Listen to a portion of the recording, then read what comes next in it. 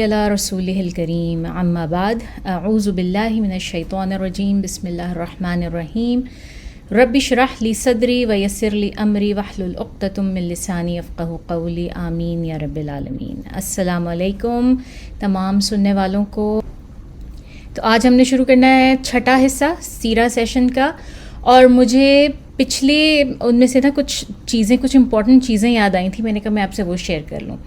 ہم نے پارٹ 3 اور 4 میں رسول صلی اللہ علیہ وسلم کے آنے سے پہلے مکہ کے جو ریلیجنز تھے ان کے بارے میں بات کی تھی، اور میں نے یہ چیز پوائنٹ آؤٹ کی تھی کہ مکہ میں پیگنزم کیسے آیا، وہاں پر کس طرح سے لوگوں نے جو ہے وہ بتوں کی عبادت شروع کی۔ اور ہم نے پوائنٹ آؤٹ کیا تھا کہ ایک خاص شخص تھا جس کا نام تھا عمر بن لحی، جو کہ ایک بہت ہی جسے کہتے ہیں نا کیرسمیٹک پرسنالٹی تھی، بہت ایک ایسا بندہ تھا جو کہ جس کا اسٹیٹس بہت تھا، اور وہ جب گیا ایملکائٹس میں اور وہ جا کے لے کر آیا، تو اس سے نا مجھے ایک دم سے ایک چیز یاد آئی کہ آج کل بھی ہم لوگ کتنا حالانکہ ہماری اپنی ہر شخص کی اپنی ہسٹری، اپنی اس جگہ جہاں پہ وہ رہتے ہیں نا اس کی ہسٹری اتنی رچ ہوتی ہے، اتنا سارا کچھ ہوتا ہے، لیکن پھر بھی جب ہم اس وقت کی سپر پاورز کے پاس جاتے ہیں نا، جیسے کہ مطلب پاکستان سے یا انڈیا سے کوئی بندہ امریکہ آ جائے، یو کے آ جائے، تو وہ کس طرح سے ایک دم سے واو کی طرح ہو جاتا ہے کہ اور وہی سارے طریقے اپنانے کی کوشش کرتا ہے اور وہی سارا کچھ کرتا ہے کہ میں بھی ان کے جیسا ہو جاؤں، اور مجھے بھی اللہ تعالیٰ اتنی عزت اور اتنی جو ہے نا وہ بڑائی دے دیں جتنی ان لوگوں کے پاس ہے۔ تو وہی بالکل حساب تھا عمر بن لحی کا، جس وقت وہ ایملکائٹس کے پاس، عمالیق کے پاس گیا سیریا میں، اور اتنا زیادہ ان سے مرعوب ہو کر آیا کہ وہاں سے پھر وہ ان کے ساتھ اپنے ساتھ جو ہے وہ لے کر آیا، ان کے بت اٹھا کے لے آیا، اور کیونکہ ظاہر ہے کہ وہ اس وقت کا لیڈر تھا وہاں کا، تو سب لوگوں نے انکنٹسٹڈلی اس کو مان لیا۔ اچھا، پھر جب لوگوں نے بت بنا کے رکھنے شروع کیا، اور ہم نے یہ بھی بات کی تھی کہ عمر بن لحی نے 5 بت جدہ کے پاس سے کھود کر نکالے تھے، اور یہ وہ بت تھے جو کہ حضرت نوح علیہ السلام کے زمانے میں دبائے گئے تھے شاید، اور ان کا ذکر ہمیں قرآن میں بھی ملتا ہے۔ اس کے علاوہ 2 اور بت تھے جن کا میں ذکر کرنا بھول گئی تھی، اور یہ ہمیں ہر سیرہ کی کتاب میں ملتا ہے، اس لیے میں مینشن کرنا لازمی سمجھتی ہوں۔ ان کا نام تھا نائلہ اور اصاف۔ یہ نائلہ ظاہر ایک فیمیل اور اصاف ایک میل ہے۔ ان کی سٹوری یہ تھی کہ بہت بہت بہت سالوں پہلے ان لوگوں نے، یہ دونوں آپس میں کوئی محبت کرنے والے تھے، لورز تھے، اور ان لوگوں کو کوئی جگہ نہیں ملی اپنی محبت کنزیومیٹ کرنے کے لیے، تو انہوں نے خانہ کعبہ کا انتخاب کیا، حرم کے اندر جا کے انہوں نے زنا کیا، اور ان کی اس حرکت پہ اللہ تعالیٰ کو اس قدر غصہ آیا کہ ان کو اسی وقت پتھر کا بنا دیا، تو ان کو بت بنا دیا۔ اور پھر جب لوگوں نے وہاں پہ دیکھا، انہوں نے اس کو ایک میریکل سمجھا، اور انہوں نے یہ سمجھا کہ یہ تو میرے خیال سے یہ کوئی اتنے بڑے کوئی پہنچے ہوئے بزرگ تھے کہ ان کا بت بنا کے ہمیں اللہ تعالیٰ نے پیش کر دیا۔ تو انہوں نے ایک بت جو ہے نائلہ کا اٹھا کے وہ صفا کے اوپر رکھ دیا، اور دوسرا جو بت تھا اس کو اٹھا کے مروہ کے اوپر رکھ دیا، اور جب صحیح کرتے تھے تو ان کو ٹچ کرتے تھے، جا کے نائلہ اور اصاف کے جو بت تھے ان کو ٹچ کرتے تھے۔ اور یہ بت بھی بہت مشہور تھے مکہ میں، جس طرح ہم نے باقی کے بتوں کی، لات، عزا، منات اور دوسرے بتوں کی ہم نے بات کی تھی، ان میں یہ نائلہ اور اصاف کے 2 بت تھے جو کہ جن کے ساتھ یہ سٹوری اٹیچ تھی، اور ان کی بھی بہت زیادہ پوجا کی جاتی تھی۔ پھر رسول صلی اللہ علیہ وسلم سے مدینہ کے وقت میں کسی نے پوچھا کہ یا رسول اللہ، عمر بن لحی کا کیا حال ہے، یا اب اس کا کیا مطلب اس کے بارے میں اللہ تعالیٰ کا کیا حکم ہے؟ تو رسول صلی اللہ علیہ وسلم نے فرمایا کہ عمر بن لحی جو ہے، جب میں معراج کی رات گیا آسمانوں پر، تو میں نے دیکھا کہ وہ جہنم میں اپنی آنتیں جو ہے نا وہ سمیٹتا پھر رہا ہے، یعنی کہ اس کی آنتیں اس کے پیٹ سے باہر ہیں، اور وہ ڈریگ ہو رہی ہیں اس کے ساتھ ساتھ، اور ان کو وہ سمیٹنے کی کوشش کرتا ہے اور وہ اس سے نہیں سمٹتی۔ تو یہ اس کی سزا کا ایک گلمپس تھا جو اللہ تعالیٰ نے رسول اللہ صلی اللہ علیہ وسلم کو دکھایا، اور اس طرح ہمیں پتہ چلتا ہے کہ عمر بن لحی جو ہے وہ ڈیفینیٹلی جنت کے بلوئسٹ ترین، جو نیچے ترین جو ہیں درجے، اس کے اندر ہے۔ ٹھیک ہے، تو یہ تھوڑا سا پچھلا ایک ٹینجنٹ تھا جو آئی وانٹڈ ٹو کنٹینیو. لیکن آج کا ہمارا اصل جو لیسن تھا وہ یہ تھا رسول صلی اللہ علیہ وسلم کے انسسٹرز کے اوپر ہم بات کر رہے تھے، اور ہم نے 3 انسسٹرز کی بات کی تھی، جن میں قصی قصی بن کلاب، اور اس کے بعد ہاشم اور المطلب. اس کو مجھے بھی یاد رکھنے میں نا تھوڑی سی وہ ہوتی ہے. ہم نے ان کے بارے میں بات کی تھی. ہاشم اور المطلب دونوں بھائی تھے، اور ہاشم وہ تھے جنہوں نے سٹارٹ کیا سارا کچھ وہاں پہ مکہ میں جو حجاج تھے ان کی خاطر ساری ان کی ضیافت کا انتظام کرنا اور ان کے رہنے پہننے کا سب کچھ انتظام کرنا، وہ کرنے والے ہاشم تھے. اور پھر وہ جب وہ آتے تھے تو ان کو کھلانے کے لیے وہ روٹی کو توڑ کے اور اس کے اندر سوپ میں یا براتھ میں جو ان کا شوربہ ٹائپ ہوتا ہے اس میں ملا کر ان کو دیتے تھے. اور اس عمل کو، اس روٹی کے گرائنڈنگ کے عمل کو کہتے ہیں حشمہ، جس کی وجہ سے ان کو یہ لقب مل گیا تھا ہاشم کا. ادروائز ان کا اصل نام عمر تھا.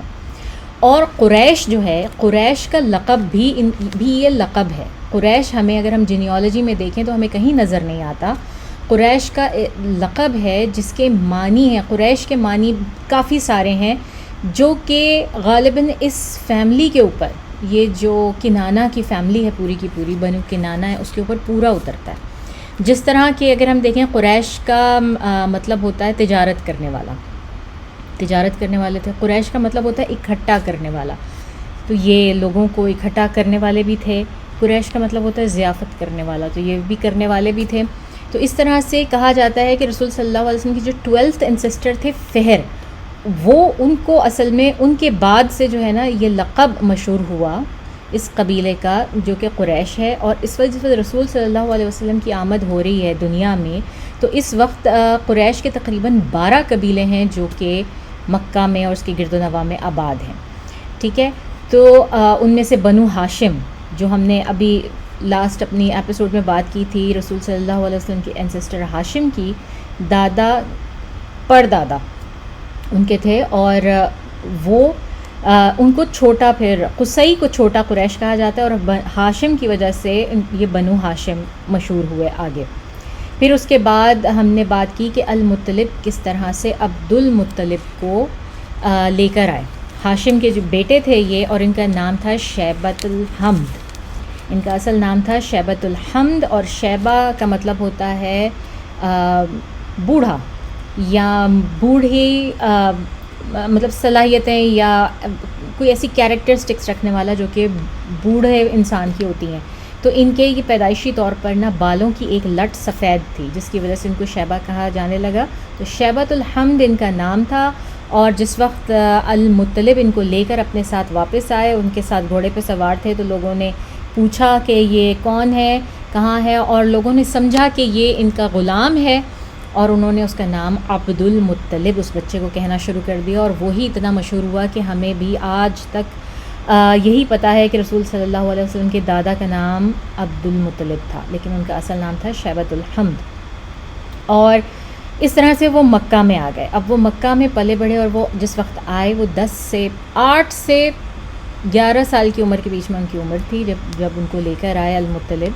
اور المطلب بہت آنیسٹ اور ایسا بندہ تھا کہ جنہوں نے آ کر مکہ میں جو ہے وہ یہ سارے ان کے باپ دادا کی جو روایات انہوں نے ڈالی تھیں اس کا انہوں نے بہت اچھے طریقے سے اس کو کیری آن کیا اور لے کر چلے. لیکن ان کی ڈیتھ کے بعد جو ہے اب لوگوں نے وہاں پر تھوڑا سا ایک کہہ لیں آپ کہ ایک جو ہے نا وہ فساد سا کھڑا ہو گیا کہ اب یہ ساری ذمہ داریاں کون سنبھالے گا. تو اس وقت المطلب کے ساتھ جو دوسرے قبیلے کے یا ان کی جو سب برانچ تھی اس کے جو سردار تھے اس کا نام تھا نوفل. اور نوفل نے بغیر کسی کوئی آپ جسے کہتے ہیں نا کہ ووٹنگ کروائے یا کچھ کروائے، ہر چیز کا جو ذمہ تھا نا وہ خود ہی اپنے ہاتھ میں لے لیا اور کسی سے پوچھا نہیں، کسی سے بات نہیں کی. تو اس کو چیلنج کیا پھر عبد المطلب نے. اس وقت تک عبد المطلب جوان ہو چکے تھے اور وہ چاہتے تھے کہ قریش کی جو باغ دوڑ ہے بنو ہاشم کی وہ ان کے ہاتھ میں آئے. اور that was the right thing to, اگر دیکھا جائے کہ باپ سے بیٹے کے دوران تو ان کے پاس آنی چاہیے تھی، مگر نوفل نے اس پہ قبضہ کر لیا. تو اب مطلب نے کیا کیا، عبد المطلب نے کیا کیا کہ انہوں نے کوشش کی کہ تمام تر قبیلوں کو اور قریش کے جتنے اور لوگ تھے ان کو اپنا سپورٹر بنایا، اپنا حامی بنایا. تو انہوں نے کافی پولیٹیکلی ہر ایک کے بیچ میں جا کر جو ہے نا وہ بات کی اور ان کو اپنا وہ بنایا. لیکن انہوں نے دیکھا کہ پھر بھی یہ طاقت ان کے لیے کافی نہیں ہے اپنا اسٹیٹس کلیم کرنے کے لیے. تو انہوں نے بنی نجار جو مدینہ میں قبیلہ موجود تھا، جو ان کی مدر کا قبیلہ تھا، انہوں نے اس کو لکھا.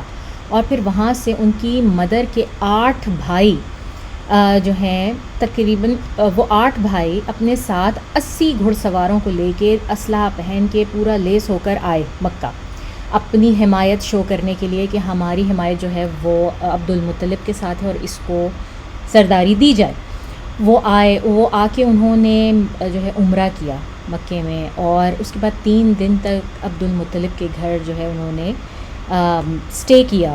اور کہتے ہیں کہ ان کا جو اس کاروان کا جو سردار تھا ان 80 گھڑ سواروں کا، وہ اس کے بعد انہوں نے نوفل کو جو ہے کچھ بزرگوں کے ساتھ بیٹھا ہوا قریش کے پایا، اور اپنی تلوار، ننگی تلوار نکال کر اس کو کہا کہ میں خدا کی قسم کھاتا ہوں کہ میں تمہیں اس تلوار سے مار دوں گا اگر تم نے میرے بھانجے کی جو صحیح حیثیت ہے اس کو نہ تسلیم کیا اور اس کو سرداری پہ نہ آنے دیا، تو میں اس تلوار سے تمہاری گردن اڑا دوں گا. اس طرح سے نوفل جو ہے وہ مجبور ہو گیا کہ وہ سرداری کا عہدہ اور تمام تر جو رسپانسبلٹیز تھیں وہ اس وقت عبد المطلب کے حوالے کر دیں. اور اس طرح عبد المطلب جو ہیں وہ قریش کے سردار بن گئے. کہا جاتا ہے کہ یہ بہت لمبے چوڑے، بہت حسین اور خوبصورت انسان تھے. اس کے علاوہ نہ صرف یہ کہ یہ بڑے خوبصورت تھے، بڑی باروق پرسنالٹی تھی ان کی، تو ہر کوئی ان سے متاثر بھی ہوتا تھا. اور جیسے کہ ہم پہلے بات کر چکے ہیں کہ ان کو حنفاء میں بھی کہا جاتا ہے، تو آپ کو آگے پتہ چلے گا کہ ان کو حنفاء میں کیوں تسلیم کیا جاتا ہے. خیر، اس طرح سے جو ہے ان کو جو ہے سرداری مل گئی. اس کے علاوہ عبد المطلب کی لائف سے ہمیں 2-3 ایسے ایونٹس ہیں جو کہ بہت مشہور ہیں اور جن کا ہمیں آج تک، جن کو ہم ذکر بھی کرتے ہیں اور جس کی وجہ سے عبد المطلب بہت مشہور ہیں، جس کی وجہ سے ہم یہ سمجھتے ہیں کہ یہ حنفاء میں سے تھے. ان میں سے پہلا جو ایونٹ ہے وہ ہے زمزم، ڈسکوری آف زمزم، اور صحیح طور پہ کہنا یہ ہوگا ری ڈسکوری آف زمزم، کہ جو لوگ وہاں پر رہتے تھے، مکہ میں تھے، جرہمائٹس، جب حضرت ابراہیم علیہ السلام وہاں پر اپنے بیٹے کو چھوڑ کے گئے، جرہم قبیلہ آیا اور انہوں نے پانی دیکھا. حضرت اسماعیل علیہ السلام کے پیروں سے جو ہے وہ چشمہ پھوٹا، اور اس کے بعد جب وہ چلتا رہا اور کئی 100 سالوں تک وہ لوگ وہاں پہ رہتے رہے. لیکن اس کے بعد ان کا جو ہے خزاع کا ایک قبیلہ آیا اور اس کے ساتھ ان کی شدید لڑائی ہوئی، اور انہوں نے ان اسماعیلی عربس کو جو ہے وہ نکال دیا مکہ سے، اور مکہ کا سارا ہولڈ انہوں نے اپنے ہاتھ میں لے لیا. لیکن انہوں نے کیا کیا کہ جاتے جاتے اس زمزم کے کنویں کو برابر کر دیا، اس کو کمپلیٹلی اس طرح سے چھپا دیا. اس کے اندر جتنے اس وقت کے خانہ کعبہ کے اندر جو پڑے ہوئے جتنے بھی سونے کی چیزیں تھیں یا چڑھاوے یا جو بھی ٹریجرز تھے، وہ سب انہوں نے ڈالے اس کنویں کے اندر، اور اس کو اس طرح سے برابر کر دیا کہ کئی صدیوں تک کسی کو پتہ ہی نہ چلا. اور اس وقت قریش یہ سمجھتے تھے کہ یہ جو قصہ ہے سارا کا سارا زمزم کا، یہ صرف ایک قصہ ہے، یہ ایک مائتھولوجی ہے جو کہ بزرگوں سے منتقل ہوتا آ رہا ہے، شاید اس کی کوئی اصل حیثیت نہیں ہے. تو یہ سارا سلسلہ تھا. اس وقت کسی کو نہیں پتہ تھا کہ زمزم کا کنواں بھی وہاں پہ موجود ہے. تو پھر یہ ہوا ایک بار کہ جو یہ عبد المطلب تھے یہ سو رہے تھے. اچھا جی، اب سونے کے بعد جو ہے نا یہ سو رہے تھے، تو سوتے سوتے انہوں نے خواب دیکھا. اور یہ خواب بھی آپ اس طرح کہہ دیں کہ اللہ تعالیٰ نے ان کو الہام کیا، بالکل اسی طرح جس طرح کہ موسیٰ علیہ السلام کی ماں کو الہام کیا تھا کہ اپنے بیٹے کو جو ہے وہ اس میں ٹوکری میں ڈال کے اور ڈال دیں، بہا دیں دریا میں.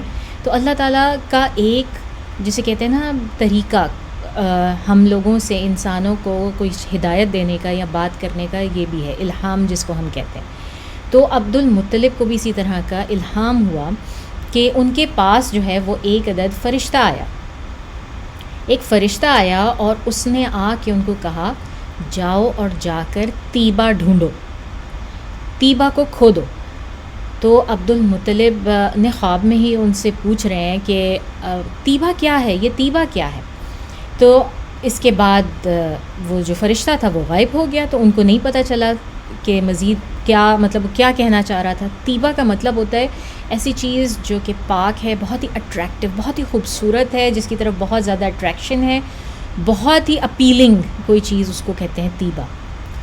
اگلے دن پھر وہ اس طرح سے جو ہے بیٹھے ہوئے تھے اور ان کو پھر ایک الہام ہوا، اس دفعہ بھی ایک فرشتہ آیا، اور ہم یہ کنسیڈر کر سکتے ہیں کہ یہ شاید فرشتہ ہوگا، لیکن بہرحال انہوں نے کوئی فگر دیکھی اپنے خواب میں، اور وہ فرشتہ ان سے کہہ رہا ہے کہ جاؤ اور ڈھونڈو اور کھودو برہ کو۔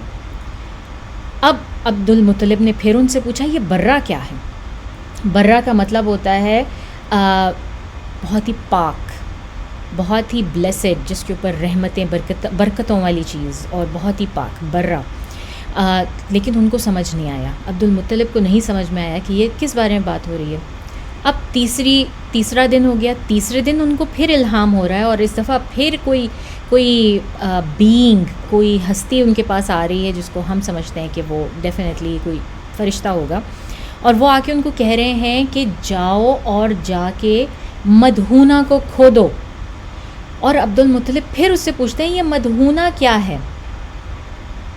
اور پھر اس کے بعد مدہونہ کا مطلب اس وقت کی جو عربک ہے اس کے اندر ہمیں ملتا ہے ایسی چیز جو کہ چھپی ہوئی ہے، جس کا کہ پتہ نہیں ہے، کورڈ ہے، کویٹڈ ہے، جس کا پتہ نہیں ہے، اس کو ڈھونڈو، اور مدہونہ کا یہ مطلب بھی ہے کہ اس کو کسی کے ساتھ شیئر نہیں کرو، یعنی کہ وہ تمہاری چیز ہے، اگر تم اس کو ڈھونڈ لو تو وہ تمہاری ہے، اس کو کسی کے ساتھ شیئر نہیں کرو۔ اس دن بھی نہیں سمجھ آیا عبد المطلب کو۔ چوتھی دفعہ جو ہے پھر یہ اینجل آیا، اور اس بار اس نے آ کے کہا جاؤ اٹھو اور کھودو زمزم کو۔ تو اب جو ہے وہ عبد المطلب کو سمجھ میں آیا کہ یہ زمزم کی بات ہو رہی ہے، تو ہمارے پاس 4 نام آ گئے ہیں زمزم کے، مدہونہ، برہ، طیبہ، زمزم۔ تو یہ ہمارے پاس 4 نام آ گئے۔ اور اس طرح سے پھر صرف یہ نہیں، اب کی بار جب عبد المطلب نے اپنے خواب میں، اپنے الہام میں اس ہستی سے پوچھا کہ یہ زمزم کیا ہے اور میں کیسے ڈھونڈوں، مجھے نہیں معلوم، کہاں ڈھونڈوں، تو انہوں نے بڑا اچھا ایکسپلین کیا۔ انہوں نے کہا کہ زمزم کیا ہے، تو فرشتے نے کہا کہ زمزم وہ چیز ہے جو کہ کبھی نہ خراب ہونے والی ہے، اس کا پانی ہمیشہ نکلتا رہے گا، اتنا ابنڈنٹ ہوگا کہ سب کے لیے کافی ہوگا، اور وہ کبھی ایکسپائر نہیں ہوگا، کبھی وہ خراب نہیں ہوگا۔ اور یہ پانی جو ہے تم اپنے بڑے سے بڑے گروپ کو یا کیراوان کو پلا سکتے ہو۔ اس کے علاوہ یہ فرات اور ادام، یہ شاید کوئی 2 جگہیں ہیں وہاں پر سعودیہ میں، مکہ میں ٹو بی اسپیسیفک، فرشتے نے بتایا یہ ان کے درمیان ہے۔ یہ ایسا پانی ہے جیسے کہ خون اور ہماری جو ایکسکریشن ہے، جو ہماری غلاظت ہے، اس کے بیچ میں سے نکلتا ہے، انتہائی پاک پانی ہے۔ اچھا، اب یہ کیوں کہا جا رہا ہے، اس کی میں آپ کو وجہ بتاؤں گی بعد میں۔ اس کے بعد فرشتہ جو ہے دوبارہ کنٹینیو کرتا ہے کہ تمہیں وہ ملے گا ایسی جگہ پر جہاں پر اینٹ ہلز بنی ہوئی ہیں۔ اینٹ ہلز جہاں پہ آپ لوگوں کو پتہ ہوگا کہ ہمارے گارڈنز میں، یارڈز میں اکثر بن جاتی ہیں، جہاں پر زیادہ اینٹس اکٹھی ہو جاتی ہیں، تو وہ مل کر وہاں پر ایک اپنا پورا انڈر گراؤنڈ ان کا پورا سسٹم ہوتا ہے، گھر ہوتا ہے، اور اوپر ایک چھوٹی سی ہل سی بن جاتی ہے، اور اس کے سرے سے وہ باہر نکلتی ہیں، تو وہاں پہ کوئی اینٹ ہل بنی ہوئی ہے۔ تو فرشتے نے اس کی طرف اشارہ کیا کہ وہ اینٹ ہل جہاں پر موجود ہے وہاں کھودو، اور وہاں پر کوے آ کے چونچ مارتے ہیں، یعنی کہ کوے آتے ہیں اور وہ یہ چونٹیاں وغیرہ کھاتے بھی ہیں ظاہر ہے، تو کوے وہاں پہ چونچ مارتے ہیں۔ تو یہ سب کہہ کر جو ہے وہ فرشتہ چلا گیا، اور اس بار فرشتے نے ان کو کیونکہ پوری بات سمجھا دی تھی، تو عبد المطلب کو پوری طرح سمجھ آ چکا تھا کہ انہیں کہاں کھودنا ہے اور کیا کرنا ہے۔ اچھا، میں آپ سے بات کر رہی تھی کہ یہ فرشتے نے کیسی انالوجی دی نا، کہ ایسا پانی جو کہ پاک ہے، جو کہ خون اور غلاظت کے بیچ میں سے آتا ہے۔ یہ انالوجی اگر آپ دیکھیں سورہ نحل میں موجود ہے۔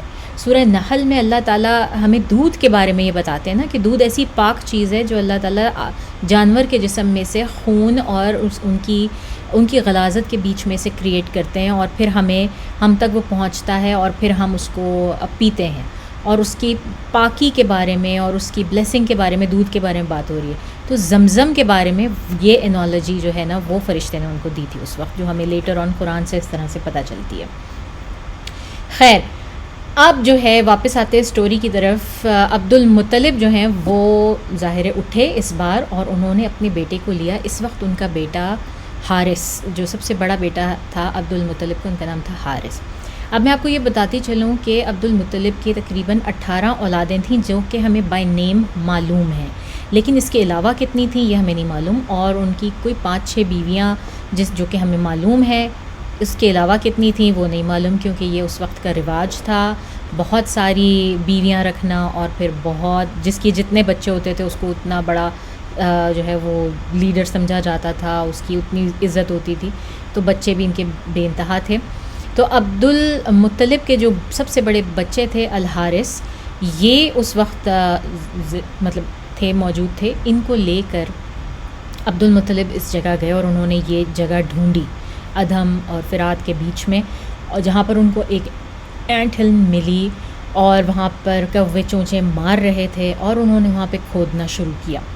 اب جب انہوں نے کھودنا شروع کیا وہاں پہ، تو وہ کیا دیکھتے ہیں کہ اس کے اندر سے سونے کی برکس نکل رہی ہیں، باقاعدہ سونے کی جو اینٹیں ہیں وہ نکل رہی ہیں. وہ نکلے، اس کے علاوہ سونے کے 2 بنے ہوئے، جس طرح ڈیئرز ہوتے ہیں، فون، ڈیئر کو کیا کہتے ہیں اپنا، ہرن جو ہے سونے کے بنے ہوئے 2 ہرن کے فگرز نکلے، جو کہ سونے کے تھے. اس کے علاوہ تلواریں سونے کی، ڈھالیں اور سونے کی برکس، یعنی کہ کافی سارا سونا نکلا. اب ظاہر ہے جیسے ان کو یہ چیزیں ملیں تو انہوں نے تکبیر کہی، زور سے نعرہ لگایا، اللہ اکبر.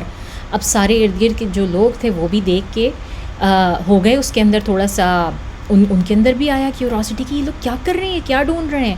جب انہوں نے آ کے دیکھا کہ تو ان کو پورا کا پورا خزانہ مل گیا ہے.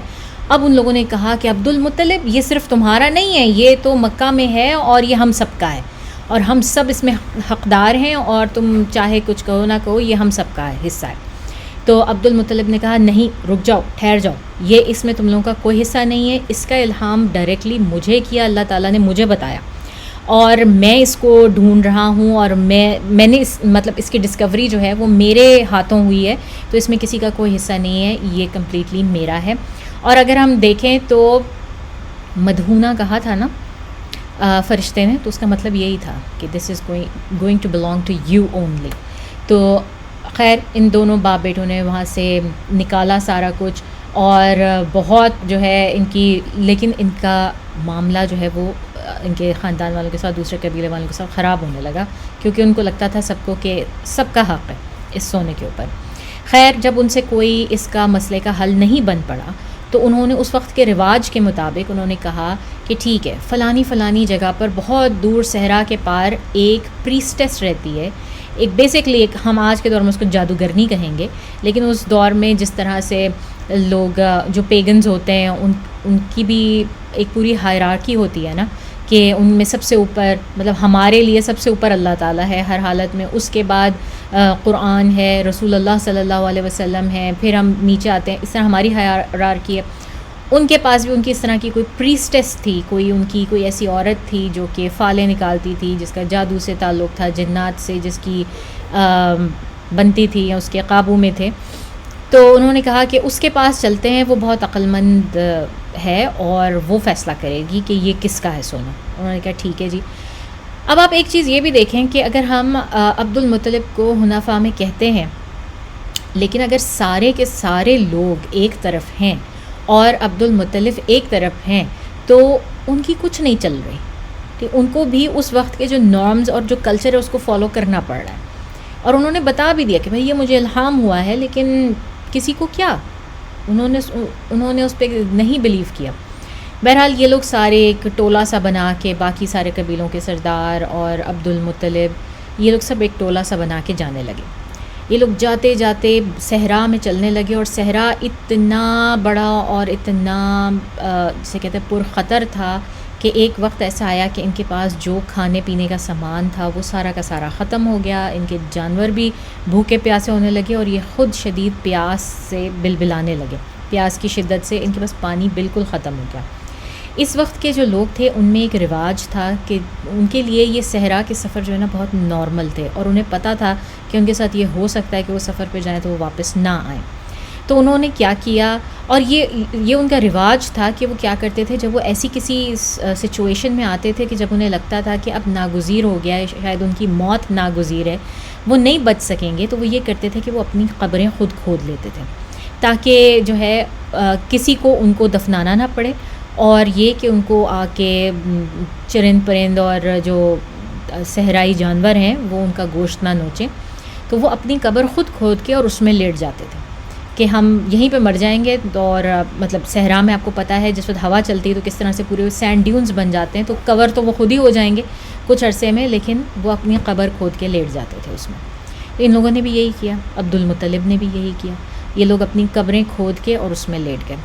اب جب عبد المطلب لیٹے ہوئے تھے تو ان کی آنکھ لگی، شاید ان کو احساس ہوا، اگین ان کو ایک الہام سا ہوا یا انہیں خواب آیا، وہ اٹھے اور انہوں نے اٹھ کے کھدائی شروع کر دی ایک جگہ پہ۔ انہوں نے سب کو کہا کہ نہیں، یہ مرنے کا وقت نہیں ہے، میں محسوس کر سکتا ہوں یہاں پانی قریب میں ہے، آؤ میری مدد کرو اور کھودو۔ جب انہوں نے کھودنا شروع کیا تو واقعی وہاں سے ایک پانی کا چشمہ ایک دم سے پھوٹ پڑا، اور اس بار بھی انہوں نے جب سب لوگوں نے دیکھا کہ ارے واہ، یہ دوسری دفعہ ہوا کہ ایک چشمہ زمزم کا مکہ میں عبد المطلب کے ہاتھوں پھوٹا اور یہ دوسرا چشمہ پھوٹا، تو انہوں نے یہ اس بات پہ خود ہی ازیوم کر لیا اور ایمان لے آئے کہ جس خدا نے، جس اینٹی نے عبد المطلب کو وہ زمزم کی نشاندہی کی، اسی نے ان کو اس والے چشمے کی بھی نشاندہی کی، جس کی وجہ سے ان سب کی جانیں بچ گئیں اور وہ لوگ پانی سیر ہو کر پیا، انہوں نے اپنے جانوروں کو پلایا، اور یہ لوگ آگے جانے کے بجائے اس پریسٹس کے پاس جانے کے بجائے یہ لوگ وہیں سے واپس ہو گئے اور واپس مکہ کی طرف آ گئے۔ اچھا، ایک سٹوری یہ اس طرح سے ہے، اور ایک جو مجھے اس کی پیرالل ملتی ہے دوسری کتابوں میں دوسرے نریٹرز کے ساتھ، وہ یہ ہے کہ عبد المطلب نے جو ہے وہ انکار کر دیا وہاں پر قبر کھود کے لیٹنے سے، اور انہوں نے اپنے گھوڑے کو ایڑ لگائی کہ چلیں، اور انہوں نے جس وقت ان کے گھوڑے نے زمین پہ پاؤں مارا تو وہاں سے چشمہ پھوٹ پڑا، اور وہاں سے جو ہے نا پھر ان لوگوں نے دوبارہ سیراب ہوئے اور آگے نہیں گئے اور واپس آ گئے۔ تو یہ 2-3 ڈفرینٹ طرح کی کہانی کے جو مطلب کلائمیکس ہے نا، اس کا ڈفرینٹ طرح کی سٹوریز ہمیں ڈفرینٹ کتابوں میں ملتی ہیں، جس پہ چاہے آپ کریں، کیونکہ سب کا اینڈ ایک ہی ہے۔ اینی ویز یہ لوگ واپس آ گئے، اور واپس آنے کے بعد انہوں نے کیا کیا کہ آ کے کمپلیٹ جو زمزم کی ذمہ داری تھی اور اس کے جو حقوق تھے، مالکانہ حقوق تھے، وہ عبد المطلب کو مل گئے۔ جس طرح پہلے اسماعیل علیہ السلام اور ان کی والدہ کو ملے تھے، اسی طرح دوسری دفعہ زمزم کی ری ڈسکوری کے بعد یہ حقوق جو ہیں یہ رسول صلی اللہ علیہ وسلم کی فیملی میں آ گئے، ان کے دادا کو مل گئے، عبد المطلب کو۔ اچھا، اب یہ بھی ہے کہ تقریباً بھی اسماعیل علیہ السلام سے اور جس شخص نے آ کر، جو عمر بن لحی تھا جس نے آ کے پیگنزم شروع کیا، وہاں تک ہمارے پاس 2000 سال ہیں، یعنی کہ 2000 سال بیچ میں آ چکے ہیں۔ تو آپ سوچیں 20 صدیاں تو ویسے ہی گزر گئیں، جس کی وجہ سے لوگوں کو زمزم کے بارے میں بھول گیا تھا، اور وہاں پہ پیگنزم جب سٹارٹ ہوا تو یہ حال تھا۔ اینی ویز اس طرح سے جناب زمزم ری ڈسکور ہوا، اور اس کو جو ہے وہ دوبارہ اس کے مالکانہ حقوق عبد المطلب کو ملے، اور زمزم کو ہمیشہ سے ہی اتنا پیور، جیسے ہولی واٹر آپ کہہ لیں، لٹرلی سمجھا جاتا تھا کہ عبد المطلب اپنے دور میں بھی نا زمزم سے کسی کو رفع حاجت کرنے کے لیے استعمال نہیں کرنے دیتے تھے، یا جانور دھونے کے لیے یا اس طرح کے کاموں کے لیے زمزم نہیں استعمال کرنے دیتے تھے، صرف پکانے کے لیے اور پینے کے لیے، اور مطلب جو اچھے آنریبل کام تھے ان کے لیے زمزم استعمال کیا جاتا تھا، باقی کے کاموں کے لیے زمزم وہ نہیں استعمال کرنے دیتے تھے۔ اور آج تک بھی ہمیں پتہ ہے کہ زمزم جو ہے وہ کس طرح کا پانی ہے اور کیا کیا وہ کرتا ہے۔ جس وقت یہ زمزم کا کنواں مطلب اسٹیبلش کر دیا عبد المطلب نے، تو انہوں نے اس کے پاس کھڑے ہو کر نا کچھ شاعرانہ الفاظ کہے، کیونکہ میں نے آپ کو بتایا تھا کہ جو بھی پڑھا لکھا شخص تھا یہ مسٹ تھا کہ اس کو شاعری آتی ہو، مطلب وہ شاعر ہوتا تھا تو اس کو کنسیڈر کیا جاتا تھا کہ یہ پڑھا لکھا شخص ہے۔ عرب میں اس وقت تک نہ ہی کوئی لٹریچر ہے کسی قسم کا، ان کا کوئی رسم الخط بھی نہیں ہے کہ ان کی کوئی کتابیں ہوں، کوئی رسم الخط ہو، وہ ان کو صرف اور صرف زبان پر عبور حاصل ہے۔ نہ ان کا کوئی آرکیٹیکچر ہے کہ وہ کوئی خوبصورت گھر بنا رہے ہیں یا کچھ کر رہے ہیں، نہ ہی ان کی کوئی سویلائزیشن ہے، نہ ہی ان کے پاس کوئی سینٹرل حکومت ہے، نہ ہی ان کا کوئی اسٹیبلشڈ کلچر ہے، تو کچھ بھی نہیں ہے عرب کے پاس۔ اور ان کے پاس جب یہ کنواں آتا ہے اور انہیں جب بھی یہ شو کرنا ہوتا ہے اپنی کوئی بھی فیلنگ شو کرنی ہے تو وہ شاعری کے تھرو کرتے ہیں۔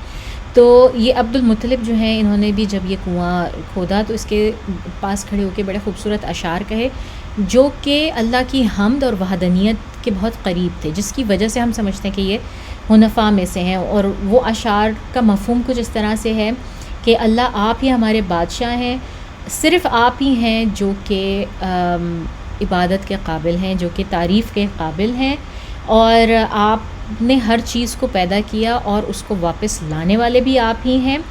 آپ وہ ہیں جو ہر چیز کو تھامے ہوئے ہیں اور اس کو قوت دیتے ہیں، اسٹرینگتھ دیتے ہیں۔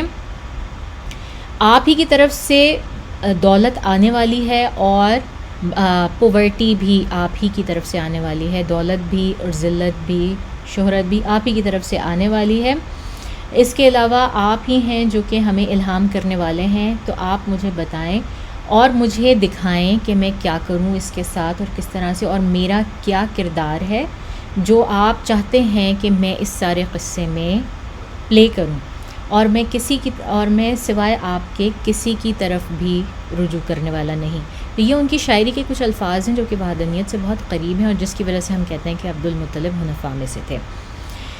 اینی ویز عبد المطلب جو ہیں انہوں نے یہ شاعری پڑھی، اس کے بعد جو ان کو خزانہ ملا تھا، جو ان کو سونے کی چیزیں ملی تھیں، وہ سب پگھلا کر پہلی مرتبہ خانہ کعبہ کا دروازہ جو ہے وہ سونے سے لے اوور کیا گیا، اور اس کی ابتدا بھی، اس کو جو سجایا گیا دروازے کو سونے کا بنایا گیا، وہ بھی عبد المطلب نے ہی کی۔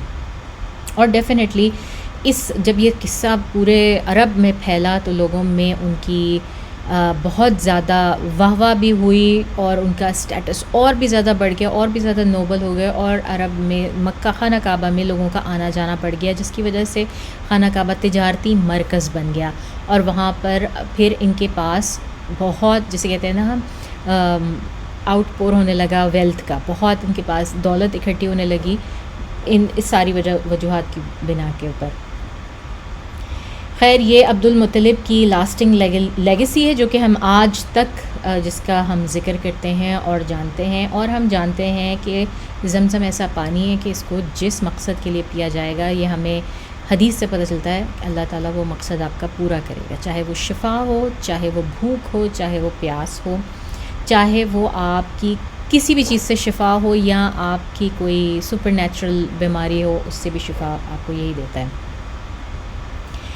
اچھا، اور ایک اور بڑی جو مجھے انٹرسٹنگ لگی، ایک رسول صلی اللہ علیہ وسلم کی حدیث ہے کہ منافق کی پہچان انہوں نے بتائی کہ جو مومن ہے وہ زمزم کو اپنے فل تک پیتا ہے، یعنی کہ ہم پنجابی میں اس کو کہتے ہیں آپھر کے پینا، پوری طرح سے اس کو پیتا ہے، لیکن جو منافق ہے وہ اس کو اپنی فل تک نہیں پیتا۔ یہ بھی رسول صلی اللہ علیہ وسلم کی حدیث ہے، اور یہ مجھے لگتا ہے کہ جیسے کہ بڑی ایک پہچان انہوں نے بتا دی ہم لوگوں کو کہ منافق جو ہے وہ ایسے بھی ہو سکتا ہے، تو یہ اس کی حدیث ہے۔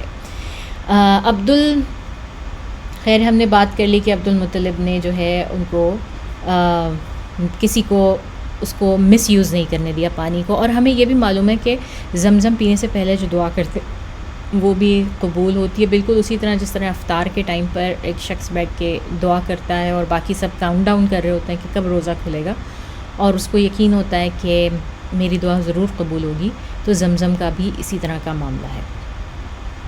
پھر اس کے بعد جب یہ اب رسپانسبلٹیز زمزم کی ساری سیٹ ہو گئیں، تو یہ رسپانسبلٹیز پھر عبد المطلب سے ان کے بیٹے ابو طالب پہ ٹرانسفر ہوئیں۔ ابو طالب جو ہیں وہ اتنے ویلدی نہیں تھے جتنے عبد المطلب تھے، جتنے العباس تھے.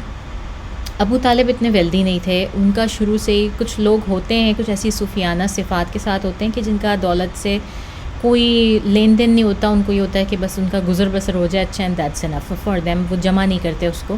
تو ابو طالب جو ہیں وہ ایسے ہی لوگوں میں سے تھے. تو پہلے سال جب ان کے اوپر ذمہ داری پڑی تو انہوں نے دیکھا وہ بالکل ان کے پاس جو کچھ تھا وہ سب کچھ خرچ ہو گیا اس ذمہ داری کا. جس وقت حج کا سیزن آیا، اب اگلے سال ان کے پاس کچھ بھی نہیں تھا. تو انہوں نے اپنے بھائی العباس سے کہا کہ مجھے تم کچھ پیسے ادھار دے دو تو مجھے یقین ہے کہ میں تمہیں اگلے سال تک لوٹا دوں گا. اور العباس نے تو تقریباً 10,000 درہم جو ہے اس وقت وہ دیے، جو کہ خرچ ہو گئے. اور جو ابو طالب ہیں وہ نہیں اس کو اپنا سکے. اس طرح اگلے سال پھر اسی طرح ہوا. پھر ابو طالب کو عباس سے کہنا پڑا کہ مجھے کچھ اور پیسے دے دو، میرے پاس تو کچھ بھی نہیں ہے ضیافت کے لیے اور حج کا سیزن آ رہا ہے. تو عباس نے کہا کہ دیکھیں مجھے اندازہ ہے کہ آپ پیسے یہ پے نہیں کر سکیں گے کیونکہ آپ پچھلے بھی نہیں کر سکے. تو میں آپ کے ساتھ ایک معاہدہ کر لیتا ہوں، ایک تجارتی معاہدہ کر لیتے ہیں ہم. وہ یہ کہ میں آپ کا سارا کا سارا قرض اتار دیتا ہوں، لیکن اس کے جو جملہ حقوق ہیں وہ آپ مجھے دے دیں. العباس نے کہا کہ زمزم کے جتنے بھی جملہ حقوق ہیں وہ آپ میرے نام پہ ٹرانسفر کر دیں اور اس کو میں دیکھ لیتا ہوں اور میں آپ کا تمام تر قرض اتار دیتا ہوں. تو ان لوگوں کا یہ معاہدہ طے پا گیا. اس کے بعد زمزم کا سارا کرتا دھرتا اور اس کا انتظام جو ہے وہ العباس کے پاس چلا گیا. العباس نے مطلب اپنی زندگی میں اس کو اچھے طریقے سے نبھایا. اس کے بعد ان کے بیٹے عبداللہ بن عباس وہ انہوں نے سنبھالا. عبداللہ بن عباس کے بعد ان کے بیٹے علی بن عبداللہ جو تھے انہوں نے سنبھالا. اور پھر اس کے بعد ان کے بیٹے منصور جو کہ کنگ بن چکے تھے، عباسڈ ڈائنیسٹی آ چکی تھی، تو ان کے پاس اس طرح سے یہ چلتا رہا انتظام سارا کا سارا. پھر اچھا اب دوسرا واقعہ جو بڑا واقعہ ہے عبد المطلب کا، ان کی لیگیسی کو بیان کرنے کا، وہ ہے عام الفیل.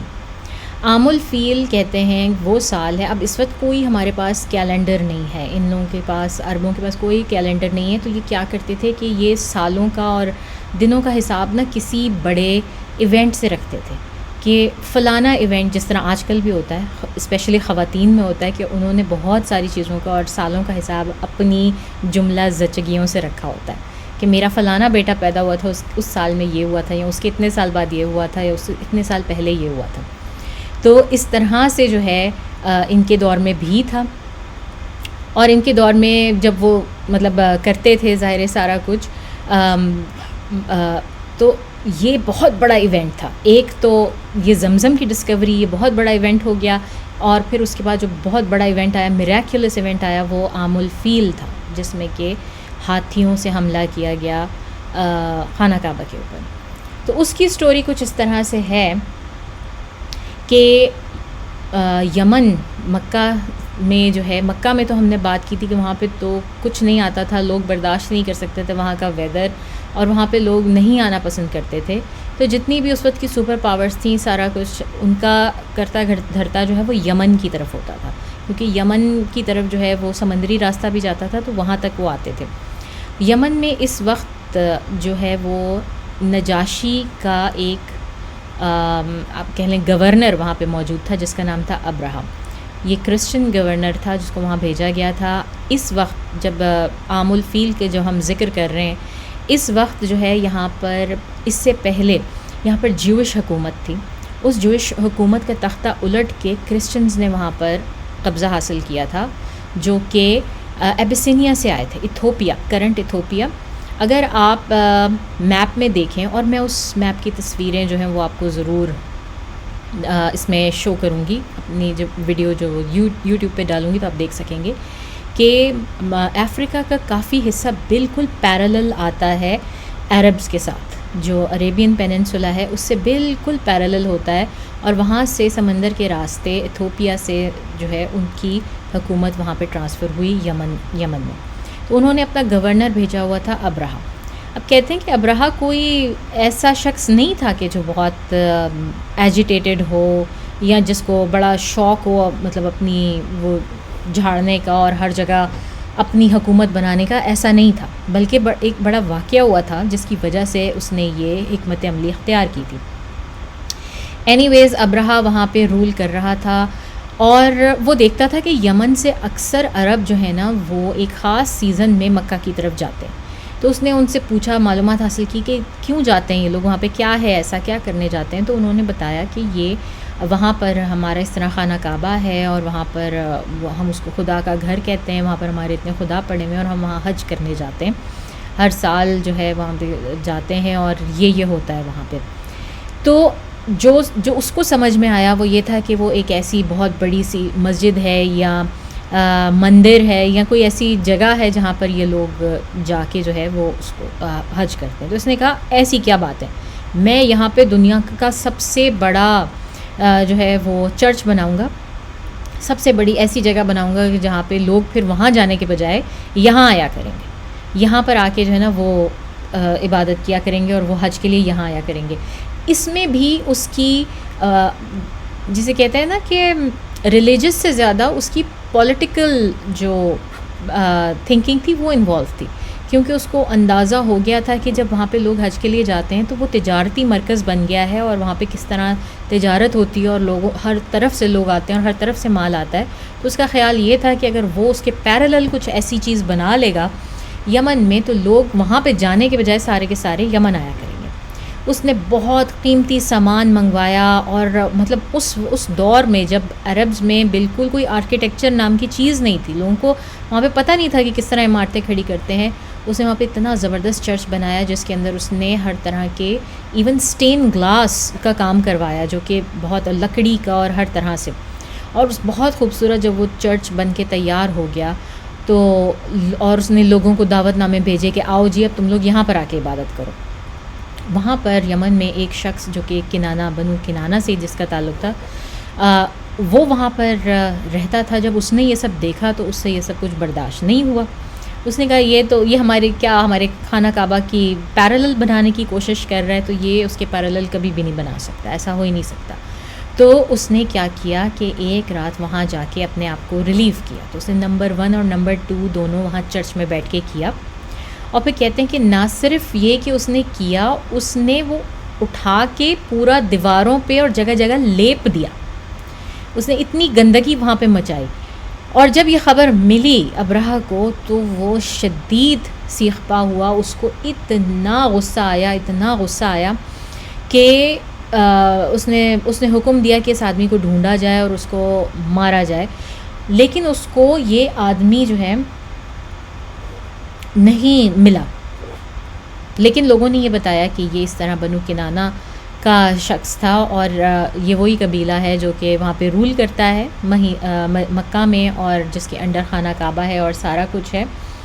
تو وہ اس نے کہا ٹھیک ہے، تو پھر اب میں جا کے جو ہے نا وہ خانہ کعبہ گرا کر آؤں گا. انہوں نے اتنی بے حرمتی کی ہماری مسجد کی یا ہمارا جو چرچ ہے اس کی، اتنی ہماری عبادت گاہ کی اتنی بے حرمتی کی ہے، تو میں اس کو اب میں ان کی عبادت گاہ کو گرا کر آؤں گا. آپ کو پتہ ہے قرآن میں بھی موجود ہے یہ جگہ جگہ پر اللہ تعالیٰ خود فرماتے ہیں کہ کسی کے خدا کو برے الفاظ سے نہ پکارو، کسی کے خدا کی کسی کی عبادت گاہ کی بے حرمتی نہ کرو. یہ شدید مطلب یہ قرآن کا حکم ہے، کیونکہ مبادہ ایسا نہ ہو کہ وہ پلٹ کے تمہارے خدا کو گالیاں دینے لگیں یا اس کی بے حرمتی کریں. یہ قرآن کا حکم ہے. تو بالکل وہی چیز تھی کہ اس نے ان کے عبادت گاہ کی شدید بے حرمتی کی اور جس کی وجہ سے وہ شدید غصے میں آئے اور انہوں نے یہ ڈیسائیڈ کیا کہ اب ہم مکہ کے اوپر چڑھائی کریں گے. اور پھر اس نے ساری انفارمیشن اکٹھی کرنی شروع کی. ایون کہتے ہیں کہ ایک شخص جو کہ مکہ کا تھا وہ اس نے ایز اے گائیڈ بھی ہائر کیا، اور اس شخص کو پھر تاریخ میں جو عربز کی تاریخ تھی پرانی عربز کی، اس میں اس کو اتنا بڑا ٹریٹر، اتنا بڑا غدار کہا جانے لگا کہ انہوں نے محاورتاً کہنا شروع کر دیا کہ غدار، اچھا فلان اس شخص جیسا غدار. اس کا نام میں بھول گئی ہوں، جب مجھے یاد آئے گا میں آپ سے ضرور شیئر کروں گی اس شخص کا نام جو اس کا گائیڈ بنا ابرہہ کا. اینی وے یہ شخص جو ہے کعبہ کو گرانے کے لیے، کعبہ کو تباہ کرنے کے لیے نکلا، اور اس نے اپنا ایتھوپیا میں ابسینیا میں جو ہے وہاں پیغام بھجوایا اور وہاں سے ہاتھیوں کا ایک لشکر منگوایا، جو کہتے ہیں کہ 9 سے 12 کے درمیان شاید ہاتھی تھے اس کے اندر. اور ان کا جو سب سے بڑا سردار تھا ہاتھیوں میں بھی، جو ان کا لیڈر تھا، اس کا نام تھا محمود.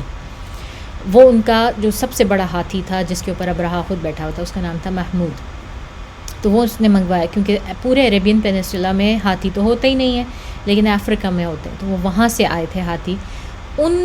اس لشکر کو لے کے جو ہے، یہ اس وقت کے آپ سمجھ لیں ٹینکس تھے. ہاتھی جو ہے، اور عربس نے کبھی دیکھا ہی نہیں تھا ہاتھی. عربس کے لیے یہ ایک بیسٹ تھا بڑا سا، جس کو بعد میں مطلب لوگ اس کی کہانیاں سناتے تھے کہ اتنا بڑا ایک جانور آیا تھا، اتنا بڑا ایک بیسٹ آیا تھا، اور وہ ایسا تھا اور ایسا تھا. اور آپ امیجن کریں کہ مائیں، اس وقت کی مائیں جب یہ واقعہ ہو گیا تو اپنے بچوں کو ان ہاتھیوں کی جو ڈراپنگز تھیں، ان کا جو پخانہ تھا جو وہ چھوڑ کر گئے تھے، وہ جا کے دکھاتی تھیں کہ یہ دیکھو یہ ہے اس ہاتھی نے جو اپنے پیچھے چھوڑ کر وہ گیا ہے، وہ اتنا بڑا تھا، اور اس کے قدموں کے نشان اور اس طرح کی چیزیں. مطلب وہ ایسے بچوں کو دکھائی جاتی تھیں جس طرح کی مائتھولوجی اور اسٹوری، ایڈونچرس اسٹوری ان کو سنائی جاتی ہے. یہ ہمیں کیسے پتہ، یہ بھی میں آپ کو بتاؤں گی بعد میں. اچھا، تو بہرحال یہ شخص آیا اور اس نے چڑھائی، مکہ پہ چڑھائی کی نیت سے آیا. جب یہ مکہ کے قریب پہنچا تو وہاں پر ایک وادی تھی جس کے اندر بہت ساری جو ہے وہ تھیں، کیا کہتے ہیں، بہت سارے جانور، مویشی جو ہے چرا رہے تھے. اس نے ان سب کے اوپر قبضہ کر لیا. کہتے ہیں تقریباً 200 کے قریب اونٹ وغیرہ تھے جن کے اوپر کے قبضہ کر لیا. تو اس نے ان سب پہ قبضہ کر لیا، اور پتہ لگا کہ یہ سارے جتنے مویشی ہیں یہ سب کے سب عبد المطلب کے ہیں. تو اب اس کا پڑاؤ جو ہے تھوڑا سا مکے سے دور ایک پہاڑی سی، اس کے اوپر اس کا پڑاؤ تھا. تو جب وہاں پہ گیا، اس نے وہاں پہ منادی کرا دی کہ تم لوگ یہ چھوڑ دو، مکہ خالی کر دو، اور ہم خانہ کعبہ کو گرانے آئے ہیں. عبد المطلب جو ہیں وہ گیا اس کے پاس ملنے کے لیے، ابرہہ سے ملنے کے لیے عبد المطلب گئے، اور ان کو دیکھ کے کہ ان کو ہینڈسم، جتنے وہ ہینڈسم تھے، لمبے چوڑے قداور اور انتہائی خوبصورت، انتہائی ایلوکوینٹ انسان. اور آپ کو پتہ ہے کہ مروب ہو ہی جاتا ہے انسان جب وہ اپنے سے کسی بہت خوبصورت یا لہیم شہیم شخص کو دیکھتا ہے. تو یہ ابرہہ بھی جو ہے نا وہ شدید مروب ہو گیا حضرت عبد المطلب کی پرسنالٹی کو دیکھ کے، اور کہتے ہیں کہ اس نے ان کو بڑی عزت دی. اپنی چیئر سے اتر کے نیچے آیا اور زمین پہ ان کے ساتھ بیٹھا، ان کو اپنے ساتھ کھانا وانا کھلایا، اور پھر ان سے آنے کی وجہ پوچھی. تو عبد المطلب نے کہا کہ جو ہے، اچھا، اس نے ابرہہ نے ان سے پہلے ہی کہہ دیا کہ دیکھیں ہمیں آپ سے کوئی دشمنی نہیں ہے، ہمیں آپ سے کوئی مسئلہ نہیں ہے، آپ جو ہیں وہ مکہ خالی کر کے چلے جائیں اور ہم خانہ کعبہ کو گرانے کے لیے آئیں. بالکل اسی طرح جس طرح آج کل غزہ سے کوئی مسئلہ نہیں ہے اسرائیل کو، مگر وہ ان کا سب گھر بار گرانا چاہتے ہیں اور اس میں ان کو تحقیق کر رہے ہیں. بالکل وہی حساب تھا. تو عبد المطلب نے بڑا سیدھا سا جواب دیا. انہوں نے کہا میں تو اس کے بارے میں بات ہی نہیں کرنے آیا، مجھے نہیں پرواہ، جو مرضی کرو، میں تو اپنے جانوروں کے بارے میں بات کرنے آیا ہوں جو تم نے قبضے میں لے لیا. ابرہہ کہتا ہے کہ اس کا ایک دم سے جو اس نے اپنے دماغ میں ایک دم سے جو وہ باروب ہو گیا تھا ان کی پرسنالٹی سے، وہ ایک دم سے جو ہے نا اس سے وہ ہٹ گیا، اور کہنے لگا اچھا اس لیے آئے ہو، میں تو سمجھا تھا کہ تم پتہ نہیں کتنے بڑے عالم ہوگے اور کیا ہوگے، مجھ سے کیا کیا بات کرو گے، مجھے کیا بیان دو گے، تم اپنے جانوروں کی بات کرنے آئے ہو. اس کے بعد عبد المطلب نے وہ 1 لائنر پنچ اس کو مارا، جو کہ آج تک ہسٹری میں بہت ہی زبردست اس پہ جو ہے وہ رقم کیا جاتا ہے، اور ہم سب کو ہی یاد ہے. عبد المطلب نے کہا کہ میں خانہ کعبہ جو ہے نا، اس کا جو رب ہے، اس کا جو مالک ہے نا، وہ اس کی حفاظت کرے گا، مجھے اس کی پرواہ نہیں ہے. اس کا مالک ہے اس کی حفاظت کرنے کے لیے، میں اپنے جانوروں کا مالک ہوں اور میں ان کی پرواہ کرنے آیا ہوں، میں وہ چاہتا ہوں. اینی ویز ابرہہ راضی ہو گیا، اس نے سارے ان کے جانور چھوڑ دیے. اب اس نے اپنی فوجوں کو حکم دیا. اچھا، اور اس کے بعد یہ سب لوگ، مکہ کے جو لوگ ہیں، یہ خالی کر کے مکہ کو، سٹی آف مکہ خالی کر کے، اور یہ لوگ ارد گرد کی پہاڑوں پہ چلے گئے اور جا کے دیکھنے لگے کہ اب کیا ہوتا ہے وہاں سے نا، وہاں سے بیٹھ کے دیکھنے لگے. انہوں نے اپنے گھر خالی کر دیے اور سارا کچھ، یہ لوگ چلے گئے چھوڑ کے. اب ابرہہ نے اپنی فوج کو حکم دیا کہ آگے بڑھو. یہ لوگ جس وقت خانہ کعبہ کی طرف آگے بڑھنے لگتے تو ان کے ہاتھی بیٹھ جاتے، وہ آگے ہی نہ بڑھتے. یہ ان کو مارتے، ان کو بڑا کچھ جو بھی جس طرح سے بھی ان کو ٹرین کیا جاتا ہے ہر طریقہ آزما لیتے، مگر یہ ہاتھی آگے نہ بڑھتے. تو یہ لوگ، اور لیکن جب کسی بھی دوسری ڈائریکشن میں اس کو چلاتے تو وہ دوڑنے لگتے. یہ لوگ بڑے حیران ہوئے. کسی طرح سے انہوں نے مار پیٹ کے قریب لے آئے خانہ کعبہ کے ہاتھیوں کو. تو پھر انہوں نے دیکھا کہ ابابیلوں کے غول آ گئے. ابابیل چڑیا سے تھوڑا سا بڑا پرندہ ہے، اور ہر ابابیل کے پاس 3 کنکریاں تھیں، جو کہ 2 ان کے پنجوں میں ہوتی تھیں اور 1 ان کی چونچ میں ہوتی تھی، اور یہ پکی ہوئی مٹی کی کنکریاں تھیں، جو کہ ہمیں نہیں پتہ وہ کہاں سے لا رہے تھے. انہوں نے لا کے ان کے اوپر برسانی شروع کر دی، اور وہ لٹرلی ایسے تھا جیسے کہ ڈرون اٹیک. وہ اتنی جس وقت وہ آ کے پڑتی تھیں انہیں، وہ اللہ کی طرف سے ظاہر معجزہ تھا، اور اللہ تعالیٰ چاہیں تو وہ تو ایک چونٹی کو بھی اپنی، ایک مچھر کو بھی جو ہے وہ اپنی پوری کی پوری فورس بنا لیتے ہیں. تو اس قصے میں اللہ تعالیٰ نے ابابیلوں کو چوز کیا اپنی فورس بنانے کے لیے، اور ابابیلوں نے آ کے جب وہ پکی ہوئی مٹی کی کنکریاں پھینکیں تو قرآن ہمیں بتاتا ہے کہ ان کا حال ایسا ہو گیا جیسے کہ کھایا ہوا بھس. وہ کنکری ان کے سر کے اوپر پڑتی تھی اور نیچے سے نکلتی تھی اور بیچ میں تمام آرگنز کو تباہ کر دیتی تھی، اور یہ اس طرح ہو جاتے تھے، ان کی ہڈیاں تک توڑ دیتی تھی، ہڈیوں کے بیچ میں سے نکل جاتی تھی کہ جیسے آپ گوشت کا پائل ایک دوسرے کے اوپر پہاڑ سا بنا کے رکھ دیں، ایک پائل سا بنا کے رکھ دیں کہ وہ اپنے طور پہ سیدھا کھڑا بھی نہیں ہو سکتا. ان کا ایسا حال تھا، اور وہ ان کا گوشت گل گل کے اور وہ سڑ سڑ کے سارے اس طرح مرنے لگے. کیا ان کے جانور، کیا ان کے لوگ. ابرہا کی موت سب سے تکلیف دہ دردناک ہوئی، کیونکہ وہ وہاں پہ نہیں مرا، اس کو یہ کنکریاں پڑیں، مگر وہ دوڑتا رہا. وہ واپس اپنے گھر یمن پہنچنے والا تھا، اپنے گھر کے قریب تھا، وہاں جا کے اس کا کلائمیکس ہوا اور وہاں پہ جا کے وہ مرا. اور اس طرح اللہ تعالیٰ نے یہ پورا جو واقعہ ہے وہ ہمارے لیے سورہ فیل کی صورت میں پریزرو کیا اور ہم تک یہ پہنچتا ہے. تو کہتے ہیں کہ رسول صلی اللہ علیہ وسلم کی ولادت صرف 2 ماہ بعد ہوئی تھی، اس واقعے کے 2 ماہ کے اندر ہوئی تھی. اور یہ بھی کہتے ہیں کہ اس وقت حضرت آمنہ رضی اللہ تعالیٰ عنہ جو تھیں وہ خود بنفس نفیس خانہ کعبہ کے اندر موجود تھیں. تو اگر ایک طرح سے دیکھا جائے تو اللہ تعالیٰ نے صرف اب خانہ کعبہ کو نہیں بچایا، بلکہ اپنے آنے والے رسول صلی اللہ علیہ وسلم کو بھی بچایا. اور اس واقعے کے تھرو ایک معجزہ جو ہے رسول صلی اللہ علیہ وسلم کے آنے سے پہلے ہی ایک معجزہ دکھایا دنیا کو، اور دنیا کو مطلب اس ایک طرح سے پریپیئر کرنے کی جو ہے وہ اللہ تعالیٰ نے وہ کیا مکہ کے لوگوں کو کہ یہاں پر کچھ بڑا ہونے والا ہے. تو یہ وہ کہانی تھی. اچھا، اس کے علاوہ ایک چیز اور ہے جو ہم ان کے بارے میں بات کر لیتے ہیں. عبد المطلب، آج پورا عبد المطلب کا چیپٹر جو ہے وہ ختم ہو جائے گا. تیسرا قصہ جس کی وجہ سے یہ مشہور تھے، تو ہم نے بات کی تھی الحارث کی. عبد المطلب کے بڑے بیٹے الحارث تھے. تو عبد المطلب کی مختلف بیویاں تھیں جن سے ان کی مختلف اولادیں تھیں. ہمیں یہ معلوم ہے کہ الحارث، ابو طالب اور عبداللہ رسول صلی اللہ علیہ وسلم کے والد جو ہیں، یہ تینوں ایک ہی ماں سے تھے. لیکن عبداللہ جو ہیں وہ بالکل جو ان کے آخری جو چھوٹے بچے تھے ان میں سے تھے، جبکہ ابو طالب اور الحارث جو ہیں وہ بڑے بچوں میں سے تھے. بلکہ کہتے ہیں کہ عبد المطلب کو اللہ تعالیٰ نے کافی لمبی عمر دی، تقریباً 100 سال کی عمر دی، اور ان کے زیادہ تر بچے ان کے سامنے ہی ان کی جان چلی گئی. یہ اسپیشلی یہ وہ ٹائم ہے جس وقت لوگوں کی عمریں 30 35 40، مطلب 40 والا بوڑھا آدمی سمجھا جا رہا ہے.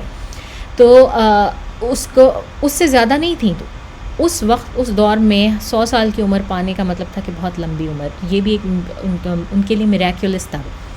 تو عبد المطلب کے سامنے ان کے بیٹے الحارث کی اور سب کی ہوئی.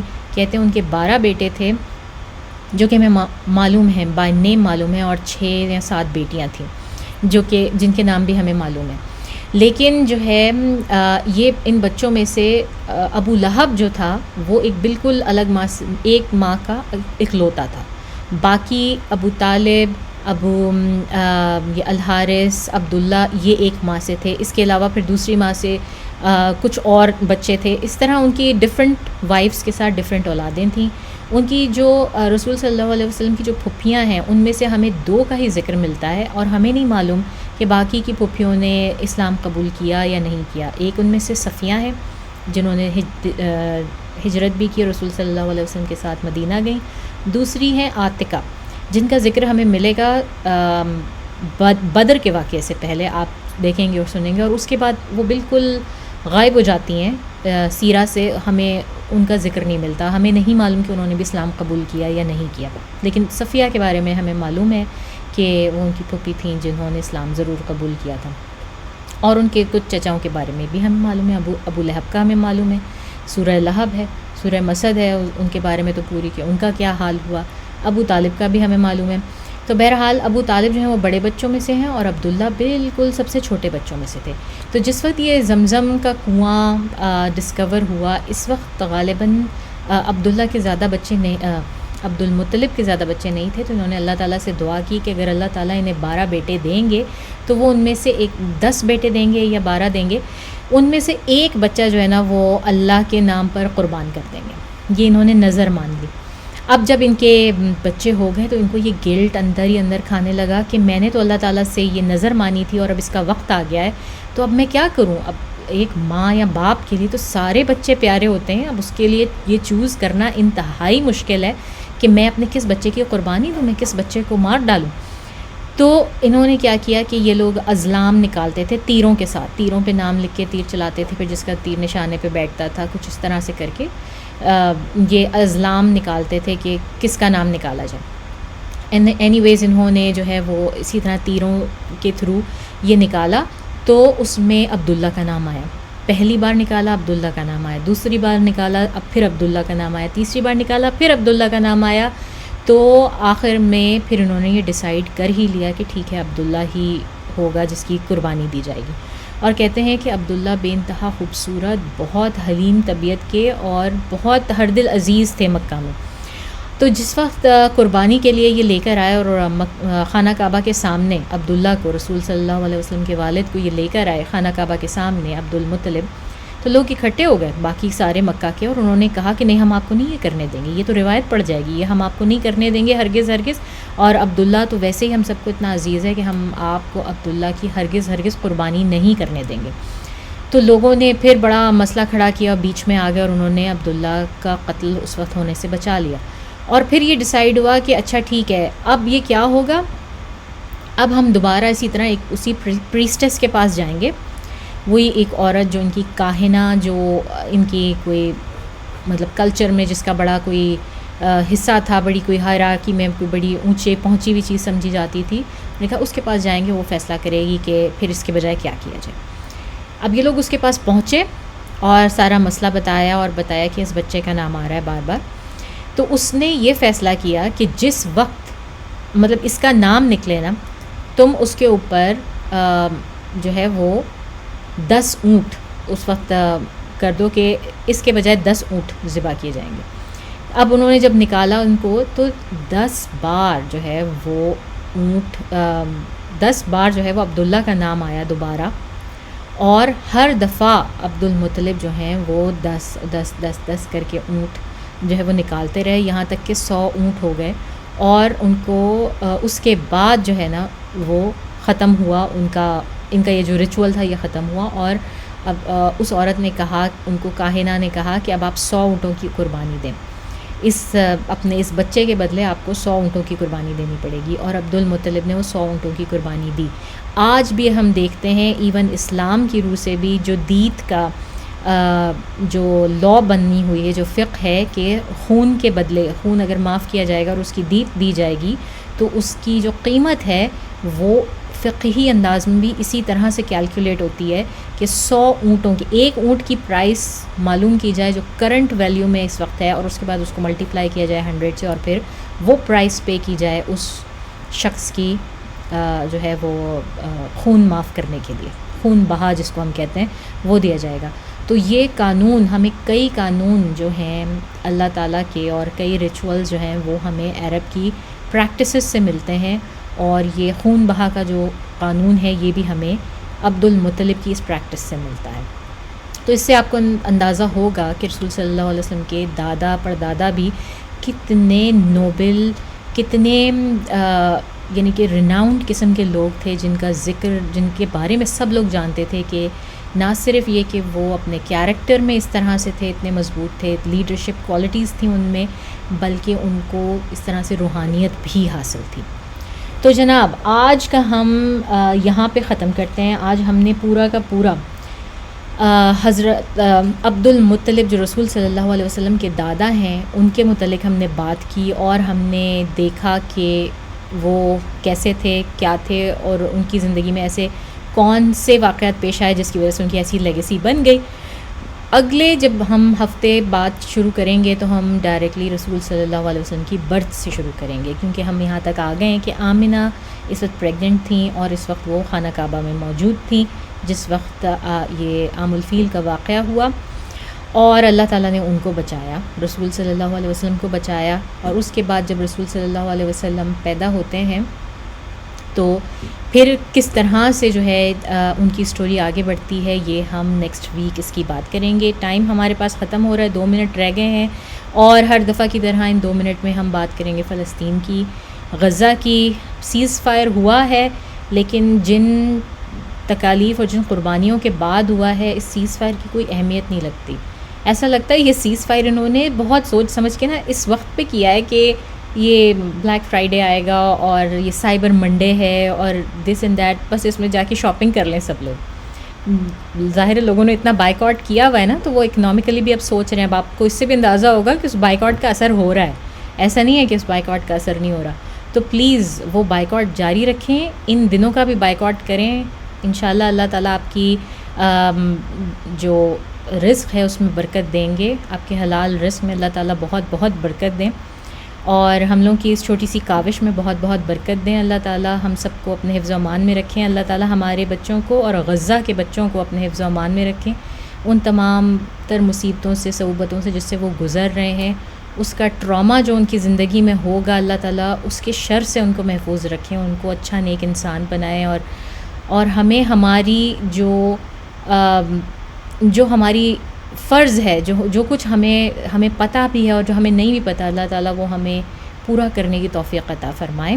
آمین ثم آمین. میں آپ کو چھوٹا سا ایک واقعہ اور سنا دیتی ہوں کہ جس وقت رسول صلی اللہ علیہ وسلم مدینہ میں تھے تو ایک شخص سمامہ، ان کا نام تھا ابو سمامہ، اور یہ شخص آیا رسول صلی اللہ علیہ وسلم کو قتل کرنے کے لیے. اس کو پکڑ کے صحابیوں نے مسجد نبوی میں باندھ کے رکھا.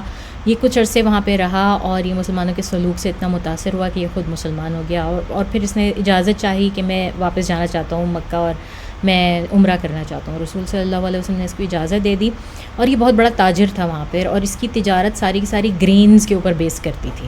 جو ویٹ جو آتا تھا وہاں پہ مکہ میں ان کے اوپر بیس کرتی تھی. اس نے پہلا کام یہ کیا کہ اس نے جا کے مکہ ان سب کا بائیک آؤٹ کر دیا. اس نے کہا مجھ سے اب تم لوگوں کو کوئی ایک گرین کا دانہ نہیں ملے گا، کوئی ایک گندم کا دانہ نہیں ملے گا. جاؤ پہلے جا کے رسول صلی اللہ علیہ وسلم سے معافی مانگو، اس کے بعد میں تمہارا جو ہے نا یہ دوبارہ یہ کام شروع کروں گا اپنا. تو اس شخص نے یہ پہلا جو ہے نا وہاں مکہ جا کے اور بیچ میں بیٹھ کے اس نے وہاں پر بائیک آؤٹ کیا ان سب لوگوں کا جو رسول صلی اللہ علیہ وسلم کو تکلیف پہنچا رہے تھے. اور رسول صلی اللہ علیہ وسلم نے اس کو نہیں کہا تھا یہ، لیکن رسول صلی اللہ علیہ وسلم نے اپروو کیا، اور اس نے نہیں ان کو کیا، اور اس کی وجہ سے مکہ کو شدید پریشانی کا سامنا کرنا پڑا، کیونکہ ان کی معیشت میں جو گندم اور جو گرینز آتے تھے ان سب کا تعلق اس شخص کی تجارت سے تھا. تو ان کو اس کی بات ماننی پڑی اور مکہ کو جا کے صلح حدیبیہ کی شرطیں جو ہیں وہ لوز کرنی پڑی. رسول صلی اللہ علیہ وسلم کے جا کے جھکنا پڑا ان کے آگے. تو بتانے کا مقصد یہی ہے کہ یہ سب چیزیں بے فائدہ بے ثمر نہیں ہیں، لیکن یہ ورک کریں گی جب یہ کنسسٹنسلی چلتی رہیں. تو ضرور اس کے اوپر قائم رہیں اور قائم رکھیں اپنے ارد گرد کے لوگوں کو بھی، ایک دوسرے کو بیک اپ کرتے رہیں. اسی طرح ہم اس کو الائیو رکھ سکتے ہیں اس پورے سینیریو کو، غزہ کو. اور اب تک کے لیے اتنا ہی. مجھے اجازت دیں، انشاءاللہ اگلے ہفتے سیم ٹائم پھر سے ملیں گے. سبحانک اللہم و بحمدک، اشہد ان لا الہ الا انت، نستغفرک و نتوب الیک. السلام علیکم ورحمۃ اللہ وبرکاتہ.